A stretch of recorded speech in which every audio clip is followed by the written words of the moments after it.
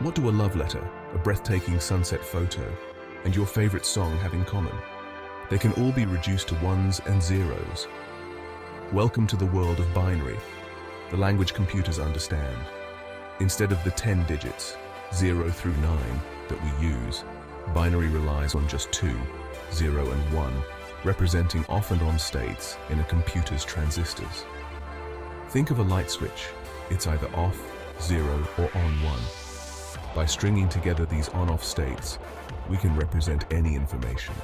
A single binary digit is called a bit, and 8 bits make up a byte.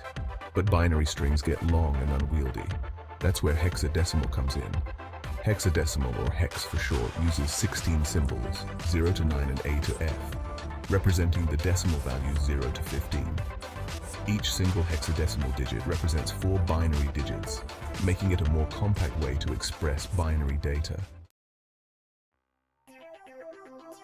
How do we go from letters on a screen to the binary code computers understand? It's all about character encoding. Each character on your keyboard, including letters, numbers, and symbols, is assigned a unique binary code. In hexadecimal, the letter A is represented by the binary code 1010, while the letter B is 1011, and so on. When you type a word, your computer converts each letter into its corresponding binary code, which is then stored and processed electronically. This binary information is then translated back to letters and symbols on your screen, making it possible for you to read and understand digital text.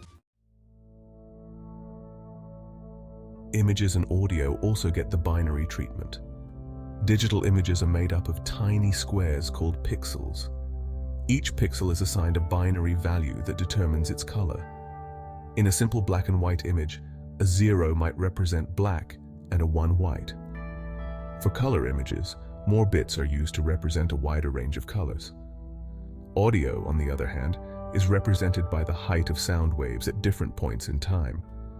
These heights are measured and converted into binary values. The higher the value, the louder the sound at that point in time. These binary values, representing the constantly changing sound waves, are what your computer uses to store and play back your favorite music and podcasts. Just like with text, it's all about converting real-world information into a form computers can understand and manipulate. Dealing with long strings of ones and zeros can be quite tedious for humans. Imagine trying to debug a program with lines and lines of binary code. That's where hexadecimal steps in. It's like shorthand for binary. Each hex digit represents 4 binary digits, making it much more compact and easier to read. While a computer might store the color blue as 0010011107700011, in hex it's simply 2773. See how much easier that is to work with.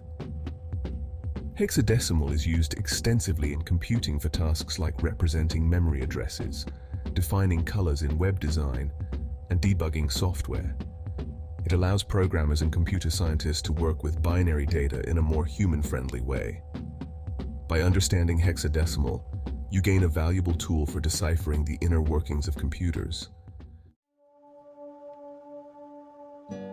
Converting between binary and hex is surprisingly straightforward.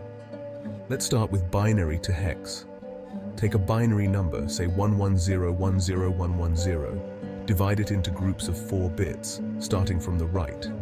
11010110. Now convert each group into its hex equivalent. 1101 is D and 0110 is 6. So 11010110 in binary is D6 in hex. Converting from hex to binary is just as easy. Take the hex number, say A3. Each hex digit represents 4 bits, so A3 becomes 10100011 in binary. And that's it. You've successfully bridged the gap between binary and hexadecimal. Understanding binary and hexadecimal is like having a peek under the hood of the digital world. It demystifies how computers process and store information. From the text you're reading to the images you see and the music you listen to, everything digital relies on these fundamental concepts. Knowing how these systems work empowers you to troubleshoot technical issues, delve deeper into programming, and appreciate the elegance of how computers communicate. So the next time you're online, remember